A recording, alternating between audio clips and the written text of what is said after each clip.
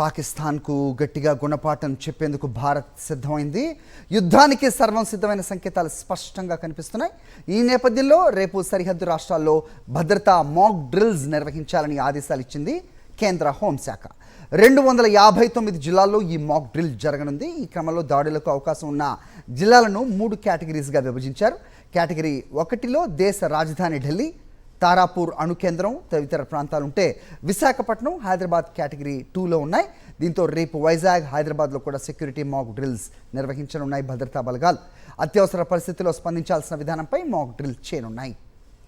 ఒకవేళ యుద్ధం వస్తే భద్రతా దళాలు ఎలా ముందుకెళ్తాయి, సరిహద్దు రాష్ట్రాల్లోని ప్రజలు ఎలా స్పందించాలి అనేది సెక్యూరిటీ మాక్ డ్రిల్లో ట్రయల్ చేస్తారు.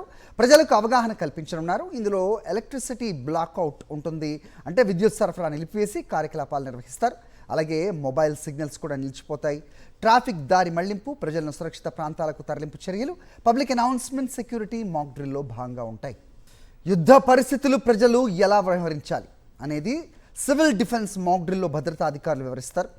దాడి వంటి ఘటనల సమయంలో ఆందోళనకు గురి కాకుండా ప్రశాంతంగా ఉండి స్థానికంగా ఇచ్చే సూచనలు పాటించాలని అధికారులు సూచించారు.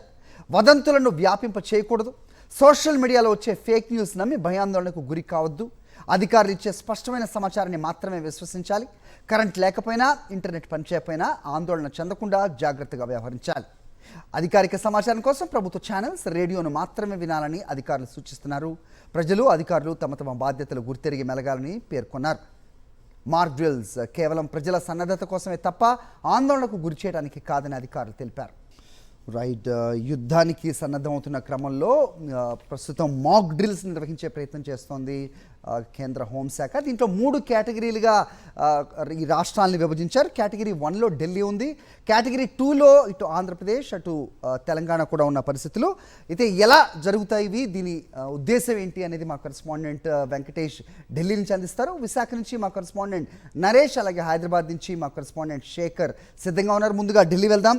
వెంకటేష్ చెప్పండి, మనం ఉదయం మాట్లాడాం 1971 తర్వాత మాక్ డ్రిల్స్, యుద్ధానికి సన్నద్ధత జరుగుతున్న పరిస్థితులు మనం ఇప్పుడే చూస్తూ ఉన్నాం. సో ఎలాంటి సన్నద్ధత కార్యక్రమాలు ఉంటాయి, ఏ ఏ సూచనలు ప్రజలకి ఇవ్వబోతున్నారు, ఎలాంటి డ్రిల్స్ నిర్వహిస్తారు, ఏంటి మీ దగ్గర ఇన్పుట్స్?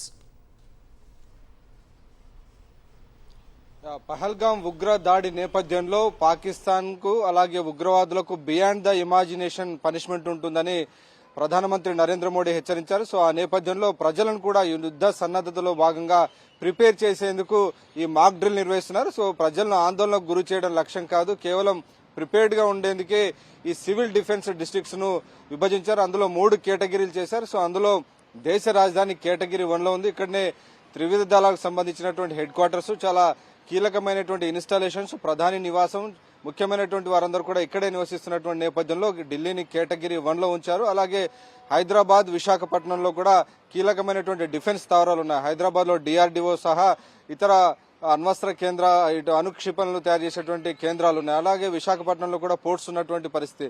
సో ఈ నేపథ్యంలోనే వీటన్నిటిని కూడా కేటగిరీ 2లో పెట్టారు. సో ఇక్కడ కూడా మాక్ డ్రిల్స్ నిర్వహించబోతున్నారు. ప్రధానంగా మొన్న ఆదివారం రోజునే పంజాబ్ లో ఉన్నటువంటి ఫిరోజ్పూర్ కంటోన్మెంట్ లో మాక్ డ్రిల్ నిర్వహించారు. 9 నుంచి 9:30 వరకు, అంటే కంప్లీట్ గా ఎలక్ట్రిసిటీ బ్లాక్అవుట్ చేశారు. బ్లాక్అవుట్ చేసి air ride siren, first air ride siren, అంటే వైమానిక దాడులు జరిగినటువంటి సమయంలో ముందుగానే ఎయిర్ రైడ్ సైరన్స్ వినిపిస్తారు. సో ఆ సమయంలో ప్రజలందరూ కూడా సురక్షితమైనటువంటి ప్రదేశాలకు వెళ్లేలా ప్రజల్ని అప్రమత్తం చేస్తారు. వాటితో పాటు ఎవాక్యుయేషన్ సంబంధించినటువంటి ఏవైనా అనుకోని దాడులు జరిగినటువంటి సమయంలో సురక్షిత ప్రదేశాలకు వెళ్లి తలదాచుకోవడం, అలాంటి ఎవాక్యుయేషన్ సంబంధించినటువంటి డ్రిల్స్ కూడా నిర్వహించబోతున్నారు. వీటితో పాటు ప్రజలు కూడా ఇటువంటి సమయంలో తమ వద్ద ఖచ్చితంగా మంచినీరు, అలాగే మెడిసిన్స్, ఫ్లాష్ లైట్స్ కంపల్సరీగా ఉంచుకోవాలని సూచనలు జారీ చేశారు.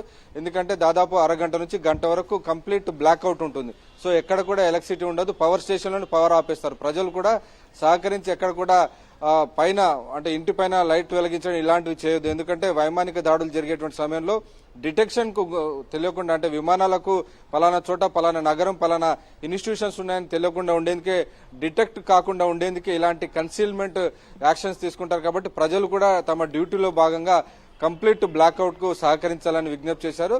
సో ఆ తర్వాత మొబైల్ సిగ్నల్స్ కానీ ఇంటర్నెట్స్ కూడా కంప్లీట్ గా డౌన్ చేస్తారు. సో శాటిలైట్ కు దొరకకుండా ఉండేందుకు భాగంగా ఇలాంటి మొబైల్ సిగ్నల్స్ నిలిపేయడం, ఇంటర్నెట్ నిలిపేయడం లాంటి చర్యలు చేయబోతున్నారు. వాటితో పాటు ప్రజలకు అలాగే విద్యార్థులందరూ కూడా కొంత ట్రైనింగ్ కూడా ఇవ్వబోతున్నారు. ఎలాంటి ఆపద వచ్చినప్పటికీ కొంత ఫస్ట్ ఎయిడ్ లో ప్రతి ఒక్కరికి ఫస్ట్ ఎయిడ్ ట్రైనింగ్ కానీ అలాగే అనుకోని పరిస్థితులు ఎదురైనప్పుడు ఎలాంటి కామ్ గా ఉండి ఆందోళనకు గురి కాకుండా ప్రశాంతంగా ఉండి పరిస్థితులను అర్థం చేసుకుని స్థానికంగా అధికారులు ఇచ్చేటువంటి సూచనలు అమలు చేయడం అనేది ఖచ్చితంగా ప్రజలు తమ కర్తవ్యంలో విధుల్లో భాగంగా చూడాలని కూడా కేంద్ర ప్రభుత్వం అనేక సూచనలు జారీ చేసింది. దాదాపు 259 జిల్లాల్లో ఈ మొత్తం దీనికి సంబంధించినటువంటి మాక్ డ్రిల్ జరగబోతుంది.